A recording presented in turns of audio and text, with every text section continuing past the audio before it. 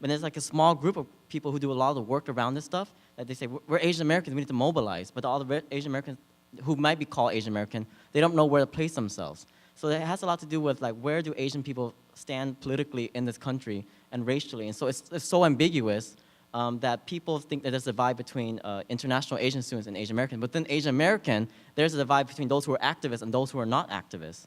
And so the question is, how do we get people not to become active? I mean, I think everyone is an activist in their own way. If you're the first Chinese woman in like a STEM field, you are fighting institutional racism and sexism at the same time. You don't have to be out there on the streets shouting out slogans. It's everyday politics, and everyone's fighting it on their own. But then there's a way we think about activism that people feel alienated. Both Asian American students who I'm not a government major, and then the international students, I don't understand this race thing, I don't understand it. So you have both groups that are kind of alienated from this smaller group that has taken a lot of classes, or they're all in blogs and they read what's going on. And so they're more aware, and so people don't know what to do with activism. And I think the question is not about identity per se, but what do you want to do with your voice, and how do you say it, right? How do you exert yourself in this world, right? That's still divided despite being globalized.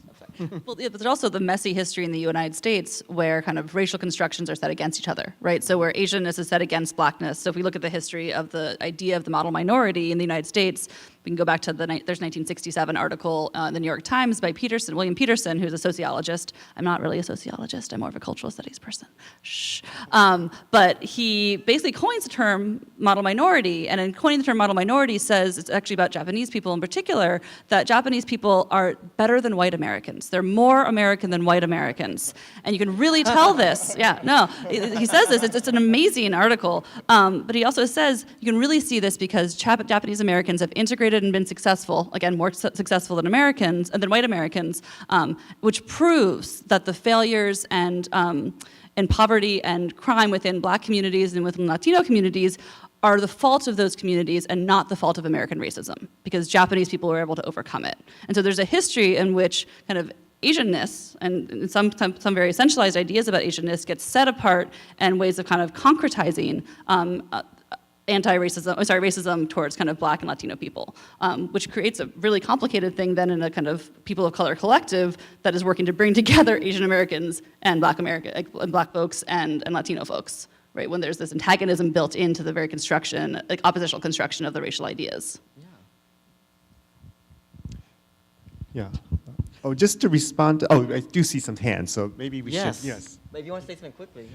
Yeah, let me just say quickly, I think it's just very interesting because I think for many Asian cultures, actually like complaining or like being perceived to whine or is seen as a very negative thing. So like being an activist and being seen as complaining is a very antithetical, or it feels very, it's actually very uncomforting, I think, discomforting, and that I think many, at least speaking for myself, like, I guess my value was instilled in me to just like, strive hard, work hard, ganbatte, and like you just like, put your head down, and there may be bias, it may be life is unfair, but you just gotta like do your thing and then you'll be successful, or the perception is that you'll be successful.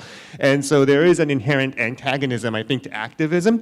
And so like I was actually really like inspired actually to hear that maybe there's different ways of activism, and I think maybe I had blinders on about thinking like, yes, it's all about like carrying like posters and marching in the streets, but now that I'm kind of rethinking what activism means, I actually may be very activist, because I'm in the classroom and I'm using my like dictatorial power in the classroom to like instill and like like shape people, and in some ways maybe I'm actually a much more effective activist than I ever thought. So as you're talking about that, I'm like, God, it's really confusing for kids like me who grew up in the inner cities and then goes to this private liberal arts institution and being questioned all the time, where are you from? Where are you from? And when I tell them where I'm from, they don't believe me. They keep asking me more like, no, where you're really from? And me being really confused as an 18-year-old in college, like, what do you really want from me? Like, I don't understand. Why do you really need to know where I'm from? I am Hmong, and Hmong. Do you guys know anything about Hmong people? Have you ever heard of Hmong? Okay. A few people, good.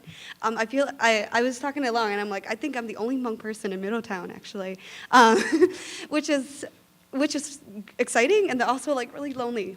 And so I think that was when it became really clear to me that like I needed to identify, or at least to, I don't know, tag on this Asian American tag, because I can't just be Hmong, because no one knows what Hmong is, and I can't just be Hmong American, because outside of the Twin Cities, no one knows who Hmong people are, and then, you know, having to kind of tag myself on to what is it to be Asian American, and to better understand then the experiences of people who are Asian American, and to kind of see the similarities of how we all struggle with what does it mean to be Asian American, and so yeah, I'll leave it at that.